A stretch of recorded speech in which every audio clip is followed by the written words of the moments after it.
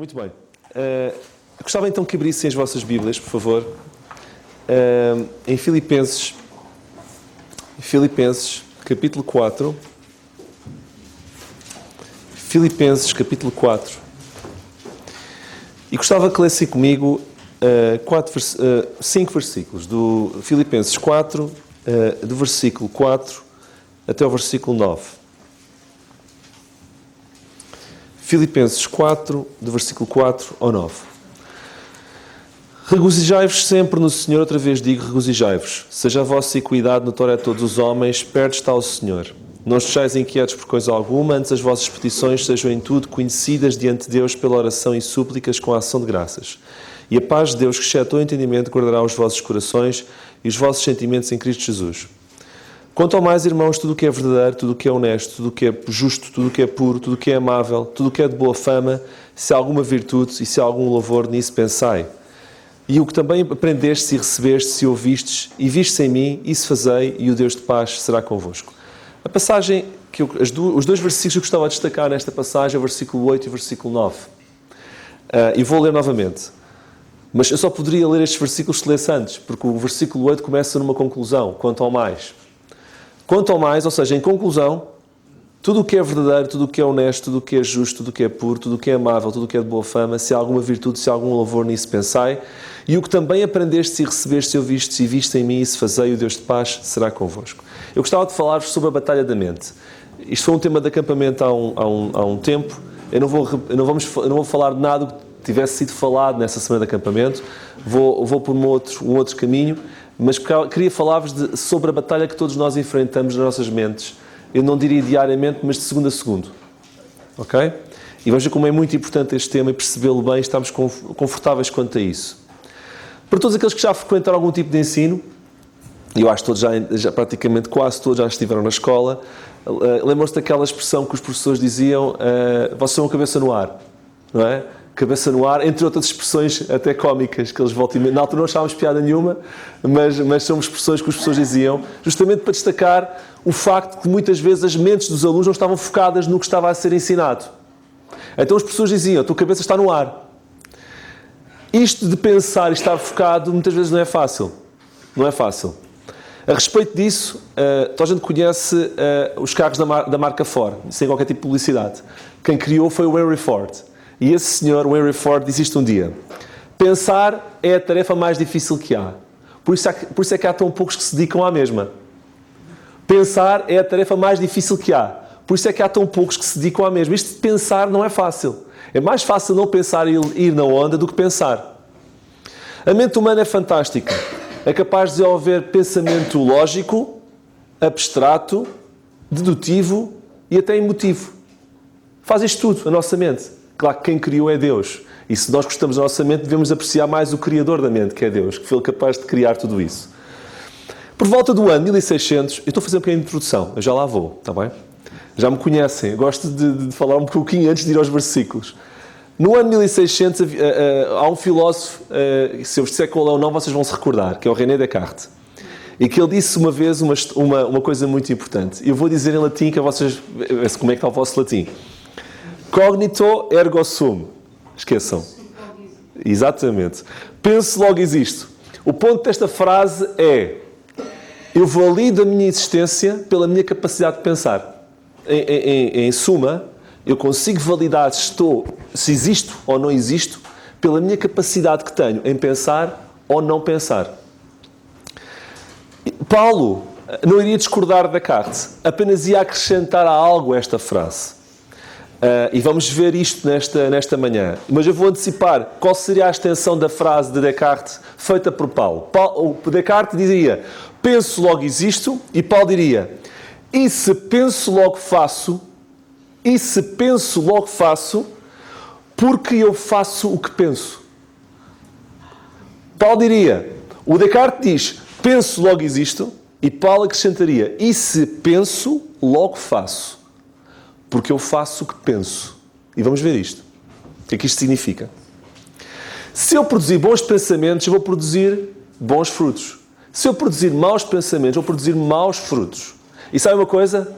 Vocês são jardineiros. Eu sou jardineiro do meu próprio jardim. da mente. Se eu produzir maus pensamentos, vou produzir maus frutos. Se eu produzir bons pensamentos, vou produzir bons frutos. Não culpemos o vizinho. Não culpemos a outra pessoa pelas escolhas que fazemos, porque, em última análise, as escolhas que nós fazemos são resultados dos pensamentos que semeamos e que germinamos. Há uma relação direta entre aquilo que pensamos e aquilo que fazemos. E já vamos ver. A Epístola dos Filipenses fala-nos de um tema central, a alegria. Não vamos falar sobre isso, ok? E o facto de Paulo terminar como termina a Epístola aos Filipenses, ainda por cima da forma como começa o versículo 8, quanto ao mais, irmãos. Ou seja, em suma, em conclusão, é importante ter uma vida mental com pensamentos saudáveis. Sabe porquê? Porque isso é a base da alegria. Por isso é que Paulo deixa isso para o fim. Quanto ao mais, irmãos. Em suma, em conclusão, querem ter alegria, querem ter paz, pensamentos saudáveis, corretos. Porque essa é a base da alegria. Não é por acaso que esta passagem está aqui nos Filipenses, no contexto de alegria, e em jeito de conclusão, à própria carta que fala da alegria. Porque existe uma relação direta, como também vamos ver, dito pelo próprio Senhor Jesus Cristo, não é dito por mim, entre a alegria e uma vida mental com pensamentos saudáveis.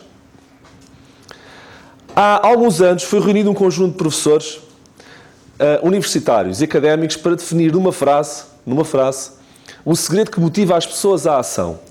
Isto não tem nada a ver com a igreja, atenção. Qual é o segredo que motiva as pessoas a fazer alguma coisa? E eles produziram esta frase. Eu vou ler. Tudo o que desperta a mente humana é alvo da sua análise. Eu já continuo. Ou seja, eu estou aqui a caminhar e de repente há uma coisa que capta o meu olhar. Se aquilo me desperta, a minha mente vai analisar. Estão-me a acompanhar até aqui? E tudo o que a mente acaba por aceitar, acaba por fazer. E eu passo amanhã no mesmo sítio e vejo a mesma coisa. Mesmo no princípio aquilo me choque, passado algum tempo eu vou fazer, porque a minha mente vai começar a aceitar. Eu vejo algo assim também na vida espiritual. Quantas vezes nós olhamos para uma coisa e dizemos assim, eu jamais. Começamos a alimentar aquilo, quando vamos por nós, que está certo. Aquilo que a nossa mente vê, observa, repetidamente, não demorará muito tempo até achar que é normal. E acaba por fazer. Esta frase foi foi desenvolvida por ateus. Pessoas que têm nada a ver com a igreja. Mas há uma correspondência direta entre a vida espiritual e esta mesma frase. Então, quanto ao mais, irmãos, versículo 8 do capítulo 4. Quanto ao mais, irmãos. Finalmente, irmãos, é esta a conclusão que Paulo dá e dá-nos a receita para a alegria. Há dois versículos predominantes. Há um verbo predominante no versículo 8 e há um verbo predominante no versículo 9. No versículo 8, o verbo predominante está no fim. Paulo diz, em conclusão, tudo o que é honesto, tudo o que é puro, tudo o que é amável, nisso que pensai. É o verbo predominante do versículo 8. Mas depois há outro verbo predominante do versículo 9. E depois de pensarmos nisso, o que aprendeste e recebeste e ouviste e viste em mim, isso fazei. E não é por acaso. Existe aqui um verbo que é o pensar e no verso a seguir o verbo que é fazer. Não é por acaso, porque um está ligado ao outro. Aquilo que eu penso necessariamente vai determinar aquilo que eu faço. Sempre. Se viajarmos na Bíblia e analisarmos este tema, vamos ficar surpreendidos. O nosso Senhor Jesus, depois de ensinar durante o seu período ministerial na Terra a humildade, ele quase no fim da sua vida terrena, ele põe em prática o fazei da humildade quando começa a lavar os pés dos discípulos. E ele diz isto assim, nesse contexto, João 13,7, eu cito, no meio, enquanto ele estava a fazê-lo, se sabeis estas coisas, pensar, bem-aventurados sois se as fizerdes. Pensamento, ação. Mas há aqui uma palavra nova, é uma novidade. Bem-aventurados, alegria. Estão a ver a chave? Filipenses, carta da alegria, pensar e fazer. Onde é que a alegria entra? Aqui, onde o Senhor Jesus também diz que existe. É o próprio Senhor que associa um pensamento saudável à ação e pelo caminho, se o fizermos, vamos sentir alegria. A importância de ter pensamentos corretos e corresponder isso com uma ação correta produz alegria. E por isso é que estão aos Filipenses e o Senhor Jesus sintetizou isso muito tempo antes. Um outro exemplo. Paulo, nos seus escritos, tem o hábito de primeiro falar sobre a parte teórica e depois de falar sobre a parte da aplicativa. Ele faz sempre isso. Em Romanos, do capítulo 1 ao 11, não esqueçam, é uma síntese, é um voo. do capítulo 1 ao 11, Paulo apresenta-nos temas essenciais, como o pecado, em que diz, todos pecaram. Não há uma pessoa justa, não há. Fala também sobre a nossa posição em Cristo, em que Paulo diz que nada nos separará do amor de Cristo. Todos pecaram, mas atenção, Deus ama-nos de tal forma que nós não temos escape. Deus tem uma salvação para cada um de nós, apesar de todos pecarem. E depois, em conclusão, lá está, depois de apresentar a teoria e dos encher de pensamentos, ele chega ao capítulo 12 e apresenta uma conclusão. Como apresenta a conclusão também aqui, nos Filipenses. E diz assim, rogo-vos, pois, irmãos, em suma, estão a ver estes 11 capítulos que eu tive aqui a debitar-vos pensamentos e ideias da vossa posição em Cristo, daquilo que vocês ganharam. Agora, em conclusão, pelas compaixões de Deus, apresentem os vossos corpos em sacrifício, não vos conformeis com este mundo e transformai-vos pela renovação da vossa mente. Fazei. Estão a ver? Ele debita e chega ao final. Agora, com isto tudo em mente, não guardem para vocês isto. É bom demais. Agora façam. Agora têm motivos para poder fazer. Agora têm motivos, porque isto é poderoso demais para ficarmos quietos. Não fiquem quietos. Agora, porque se vocês não o fizerem, não vão sentir depois o benefício de nada. Não vale valer... Irmãos, não vale de nada nós sermos conhecedores da Bíblia inteira de ponta a ponta, conhecer doutrinalmente a Bíblia de ponta a ponta, se não fizermos nada com esse conhecimento. Não valerá de nada. Nada. Mais outro exemplo. Eu não vou demorar muito tempo, está bem? Efésios, ok? Efésios, Paulo, nos primeiros 3 capítulos, fala da nossa posição em Cristo. E chega ao capítulo 4, e diz, rogo-vos, pois eu, preso do Senhor, que andeis como é digno da vossa vocação. Ou seja, fazer. Primeiro debita a nossa posição, pensamentos, e agora façam. Conhecer primeiro, agir depois. Alimentar primeiro, trabalhar depois. Se conhecemos mal, fazemos mal. Por isso é que Paulo também diz, eu quero-vos dar bom alimento para que possam produzir uma boa ação. E muitas vezes há igrejas que, por não terem um bom alimento, também os crentes não podem produzir bem, porque também não se ensina bem. Isto é um parênteses. Entendem? É muito importante para que nós possamos fazer bem, também sermos bem ensinados. E nesse aspecto, basta guiarmos pela palavra de Deus, que não nos damos nunca mal. Então, 3 dicas para nós podermos pensar bem. Devemos pensar com critério, e vou falar sobre isso. Devemos pensar de forma íntegra e devemos pensar ativamente. Pensar com critério. Na passagem aos Filipenses, onde nós estamos, agora vou fundo nos versículos. Nisso pensai, no versículo 8, nisso pensai. Nisso pensai porquê? Porque não se pode pensar em tudo. Pensem nisso. Nisso do quê? No que ele acabou de dizer, Paulo. Tudo que é amável, tudo que é puro, etc. Porquê? Porque nós não devemos pensar em tudo. Temos que pensar com critério. E Paulo diz, eu vou-vos dar algumas pistas. Pensem neste tipo de coisas, neste tipo de coisas, neste tipo de coisas, neste tipo de coisas. Porque não ponham a vossa mente a pensar em tudo o que vos aparece à frente. Vocês vão ficar doentes, vão ficar tristes, vão ficar em baixo. E vão depois produzir coisas que não devem produzir, porque encheram a vossa mente de coisas erradas. No grego a palavra pensai é logizomai. Eu sei que vocês são inteligentes, eu não vou perguntar o que isso significa, eu sei que vocês já sabem. Logizomai vem da palavra lógica. Estamos a uma senhora que sabe latim, eu consigo, não faço perguntas mais, eu não faço. Então, nós devemos pensar com lógica. Logizomai. Lógica porquê? Com critério. Aquela história, o que vem à rede é peixe. Liga a televisão, horas a fio, bebe, venha.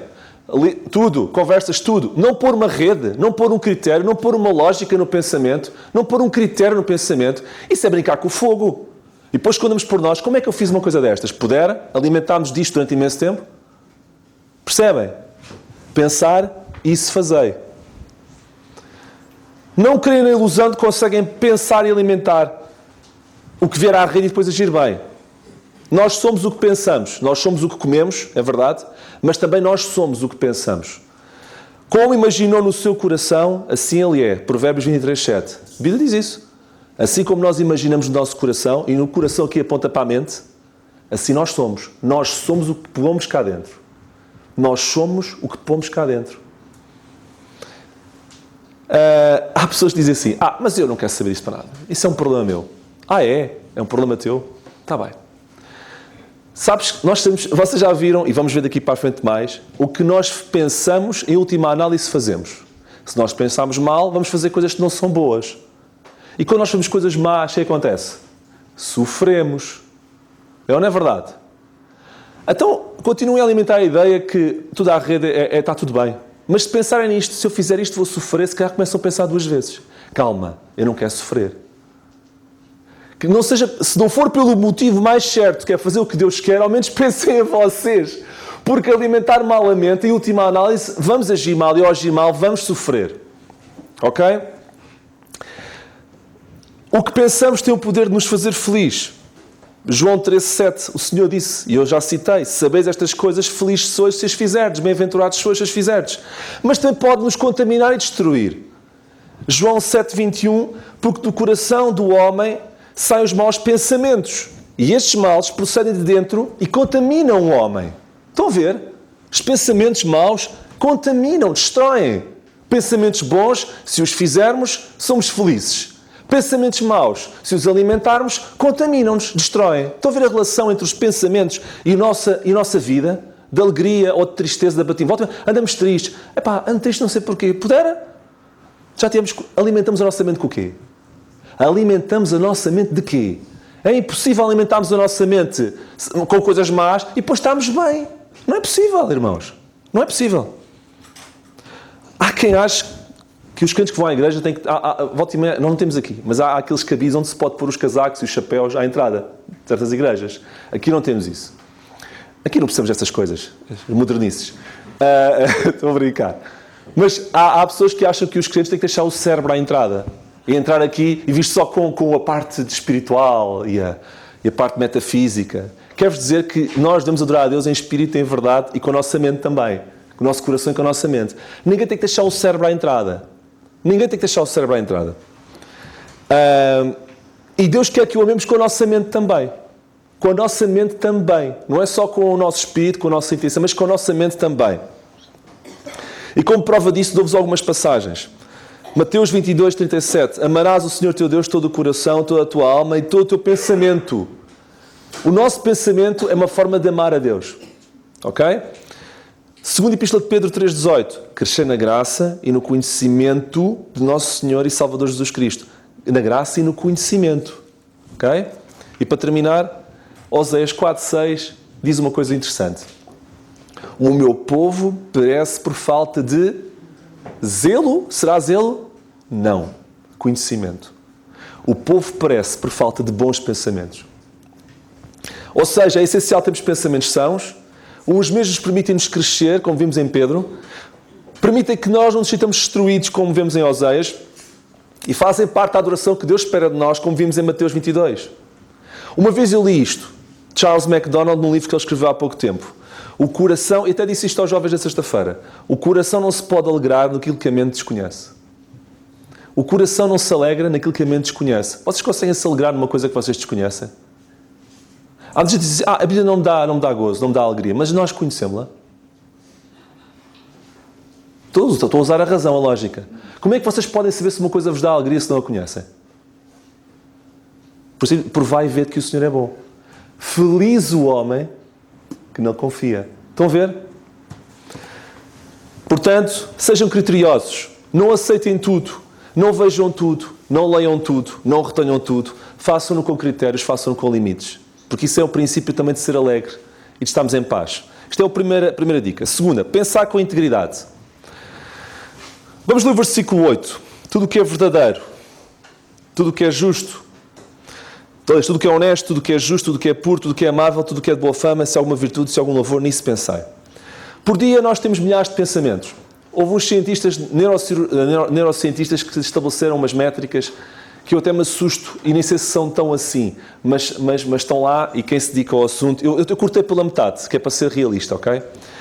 Então eles disseram que por ano, que por dia chegamos a ter 70 mil pensamentos. Vamos pôr 35 mil. E que por ano temos 25 milhões de pensamentos. Ok? 25 milhões. Vamos pôr 12 milhões e meio.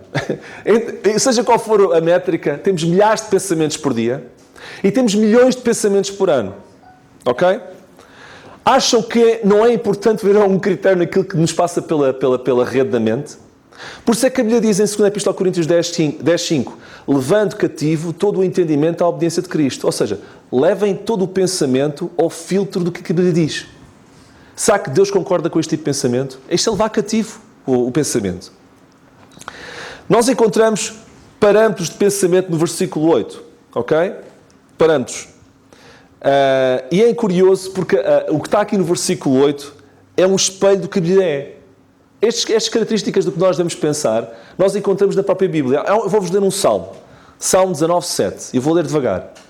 Eu já li este versículo 8 umas 3 ou 4 vezes esta manhã, não foi por acaso. Agora vocês, com o que acabaram de ler 3 ou 4 vezes, ouçam o Salmo 19:7, que nos fala sobre as características da Bíblia. A lei do Senhor é perfeita e refrigera a alma. O testemunho do Senhor é fiel e dá sabedoria aos simples.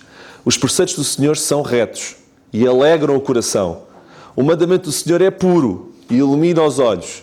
O temor do Senhor é limpo e permanece eternamente, e os juízos do Senhor são verdadeiros e justos justamente. Já viram o que a Bíblia é? A Bíblia, em suma, é tudo aquilo que se deve pensar. Eu já vou falar sobre o que não é da Bíblia.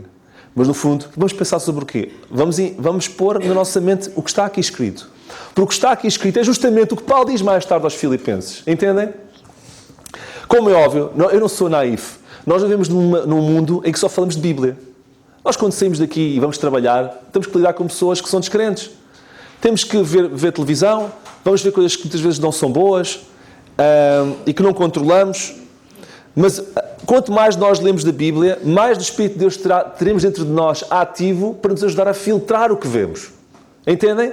Nós não conseguimos viver num mosteiro, não é isso que é suposto. O que é suposto é bebermos deste livro o mais possível para que o Espírito em nós nos ajude a filtrar o que nós não conseguimos controlar. Estão a ver?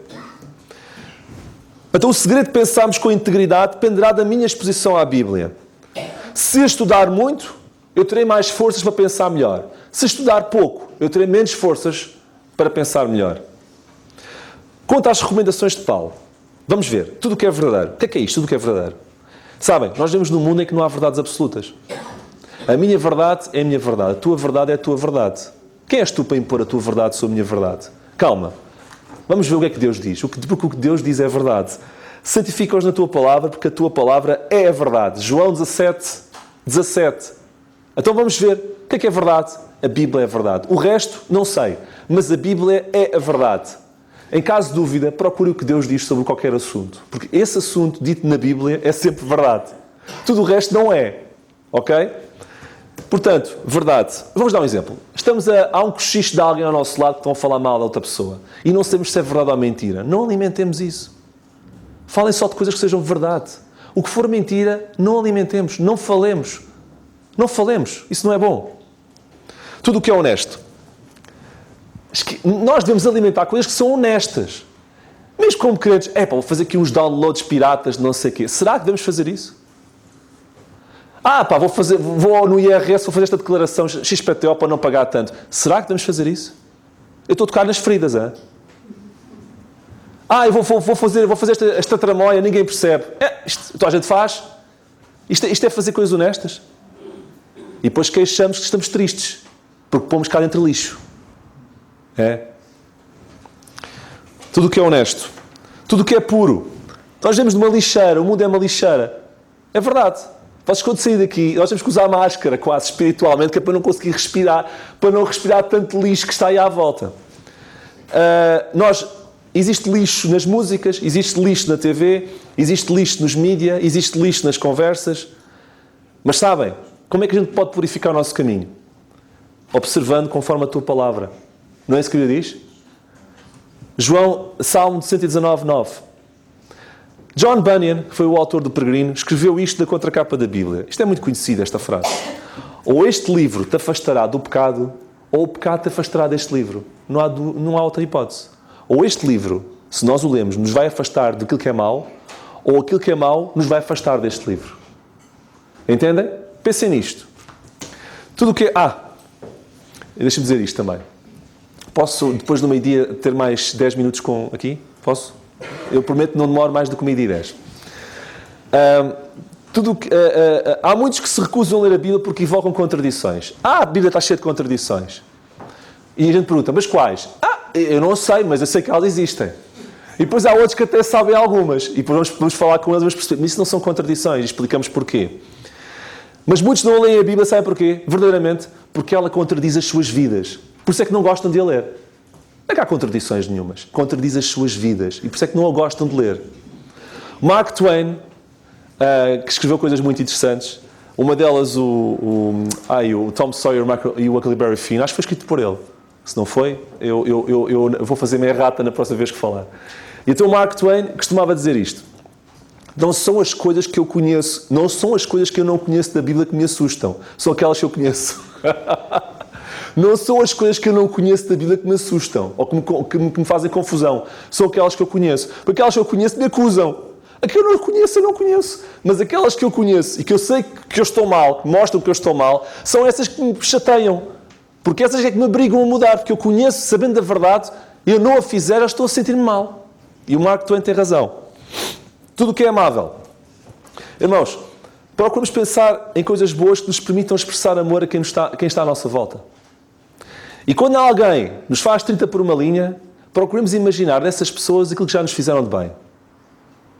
Se nós pensarmos assim, aquele desgraçado já me fez isto. Mas calma, aquele desgraçado também já me fez isto. Passado um pouco, ele não é tão mau assim. Afinal de contas já me fez isto. Ele não é só, calma lá, ele não é só tudo preto. Também tem coisas brancas. E isto é pensar amável. Porque as pessoas não são só defeitos. As pessoas também têm virtudes. E se nós pensamos mal de alguém, nós escolhemos por nós, aquela pessoa parece um bicho. Não, aquela pessoa é um bicho, porque só pensa mal dessa pessoa. Tudo o que é de boa fama. Quem é que não gosta de alimentar um bom cochicho de alguém? Aquilo é mais forte que nós, que começa ali já a fervilhar. E muitas vezes não são coisas de boa fama. E quando damos por nós, estamos a alimentar a nossa mente com lixo. E muitas vezes nem é verdade. E termina, se há alguma virtude, ou seja, depois de tudo isto, Paulo diz, e etc. E tudo o que tiver virtude. Coisas de trabalho, coisas da vida, se forem coisas que não tenham mal nenhum, que tenham que falar ou pensar, pensem. Mas sujeitem nestas às outras que estão antes. Isto é um resumo de pensar com integridade. Pensar com ação. É o que está no versículo 9. E o que também aprendeste e recebeste e ouviste e viste em mim, isso fazer. Ou seja, além disto tudo, façam aquilo que eu faço. É o que Paulo quer dizer. Façam aquilo que eu dei o exemplo e que fiz também. Olhem para mim, olhem para as minhas ações. Irmãos, nada vale eu estar-vos aqui a dizer isto se eu próprio também não fizer isto. Vou ser hipócrita. Nada vale vocês dizerem aos vossos filhos para ler a Bíblia se os vossos filhos não vos verem a ler a Bíblia. Nada vale vocês estarem a falar aos outros no trabalho ou na escola que são crentes quando depois fazem escolhas que qualquer descrente faz. Porque as pessoas não vão olhar para os vossos pensamentos, as pessoas vão olhar para as vossas ações. As pessoas não sabem com o que é que vocês estão a pensar. Eu tenho aqui a Bíblia de ponta a ponta aqui gravada na cabeça, mas depois só faço asneira. Sabem porquê? Porque não é só a Bíblia que temos cá dentro, temos outras coisas. E as outras coisas estragam tudo e fazem-nos fazer mal. Não pomos rede, não pomos critério, não pomos pensamento cativo e depois acabamos por fazer asneira. E andamos tristes. Eu ando sempre tão triste. Falta-me paz. Porquê é que será? O que é que a gente anda a pôr cá dentro? O que é que a gente vê?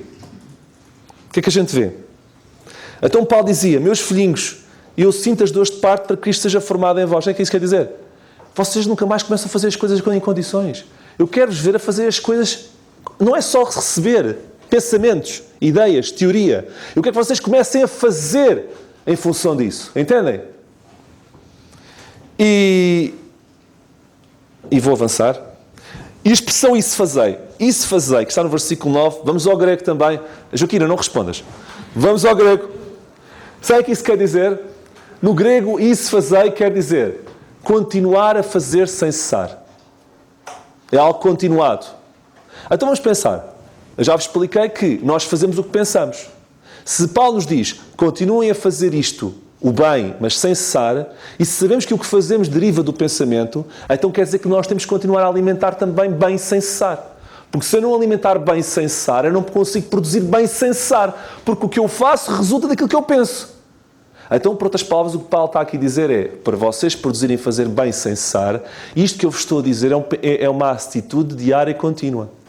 Não é one stop. Eu hoje vou pensar bem, é domingo, não vou fazer asneira, vou alimentar bem a minha mente. Amanhã é outro dia. Mas depois não conseguimos produzir bem amanhã, nem depois, porque é uma atitude contínua, sem cessar. Sem cessar.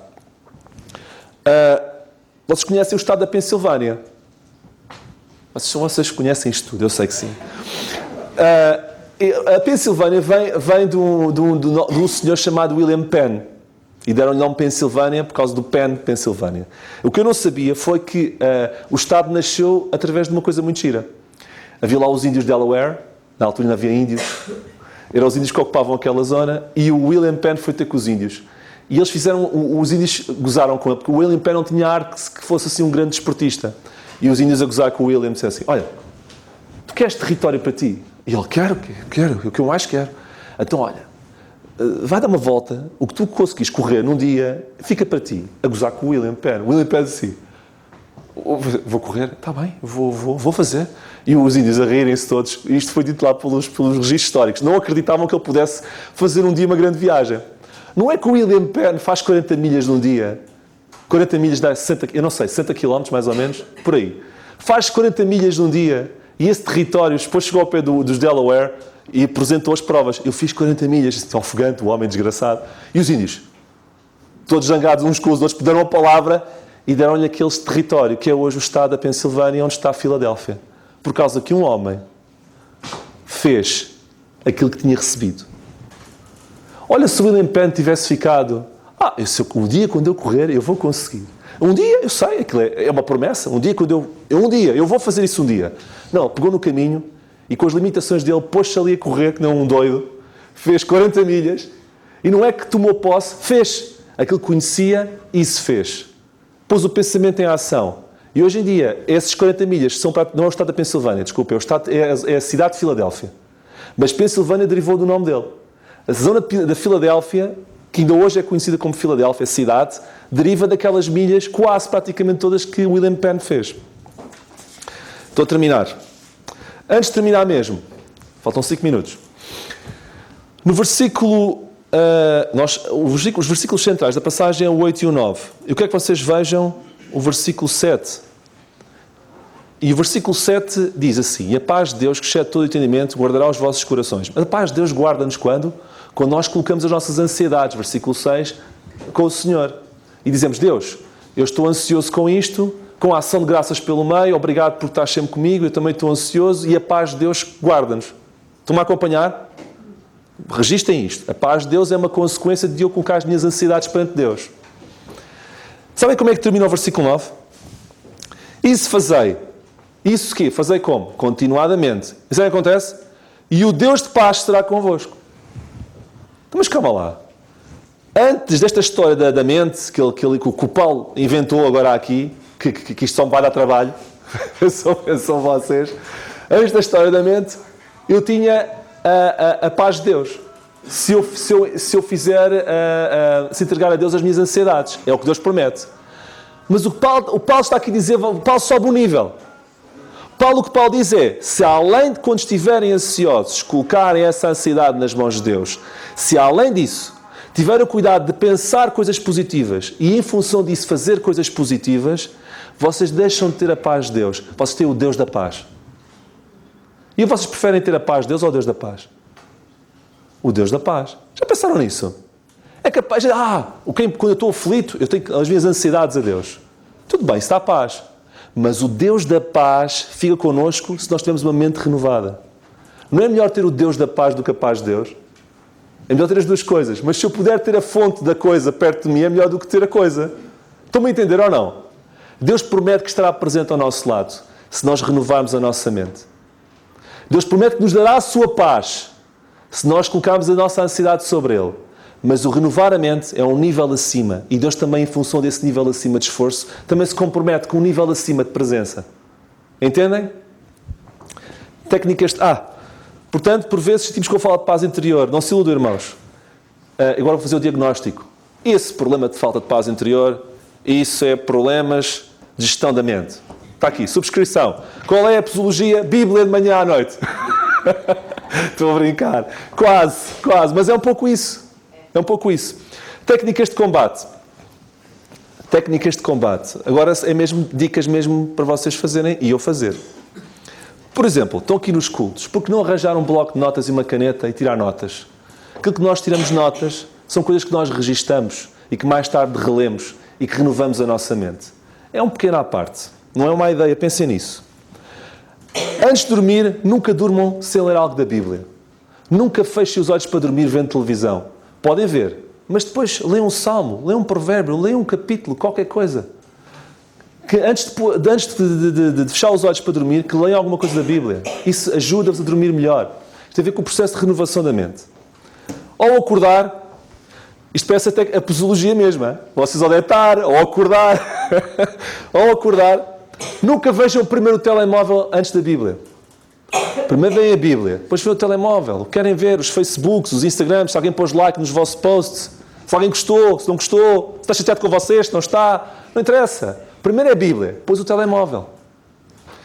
E definam um método próprio. Por exemplo, a Bíblia, o livro de Provérbios tem 31 capítulos, dá um capítulo por dia. Porquê é que vocês não leem? É uma sugestão. Um capítulo de Provérbios todas as manhãs e a seguir fazem uma oração a Deus. Não custa muito. Se vocês gostam mais de meditações, arranjem um site que tenha meditações diárias todos os dias. Aí sim, podem pegar um telemóvel. Aí eu já deixo. E podem ver o telemóvel. Só isso, está bem? Não vê mais nada. Vê a meditação do dia e a seguir fazem uma oração. E tem meditação feita. Em viagem para o trabalho, procurem ouvir boas músicas ou boas mensagens. O YouTube também tem coisas boas. Controle o tempo que passa em frente à televisão. Segundo a Nielsen, que é uma empresa que o Zé conhece bem, nos Estados Unidos, em média, cada americano vê 4 horas de TV por dia. Em Portugal não vê menos. Mas eu estou a falar de TV. Hoje o problema principal são as redes sociais, nem é a TV. Mas eu nem fui por aí. Em casa não permitam a vocês e aos vossos filhos verem violência gratuita na televisão. Nem cenas de sexo explícitas. Segundo também a Nielsen, cada adolescente nos Estados Unidos vê por ano, só na TV, milhares de referências de cenas deste tipo. E aos 18 anos, um jovem já terá visto na TV 20 mil atos violentos e 16 mil assassinatos. Reparem, o diabo está ativo. Se nós não fizermos a nossa parte, nós somos arrasados. A técnica dele é bombardear. Pum, pum, pum, pum. E volta e meia nós estamos assim, mente aberta. Tipo uns patinhos, a beber tudo. E depois dizemos, sinto-me tão triste. Sinto-me tão com falta de paz. Temos que acordar, irmãos.